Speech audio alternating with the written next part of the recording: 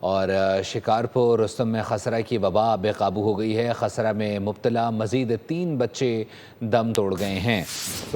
تو بریڈ کریں، بچوں کی عمریں 2 سے 4 سال بتائی جا رہی ہیں۔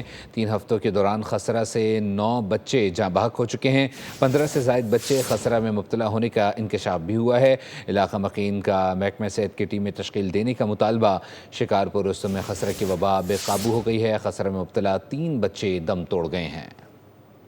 اور شکارپور رستم میں خسرہ کی وبا بے قابو ہو گئی ہے۔ خسرہ میں مبتلا مزید 3 بچے دم توڑ گئے ہیں۔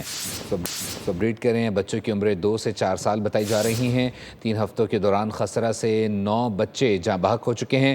15 سے زائد بچے خسرہ میں مبتلا ہونے کا انکشاف بھی ہوا ہے۔ علاقہ مکین کا محکمہ صحت کی ٹیمیں تشکیل دینے کا مطالبہ۔ شکارپور رستم میں خسرہ کی وبا بے قابو ہو گئی ہے۔ خسرہ میں مبتلا 3 بچے دم توڑ گئے ہیں۔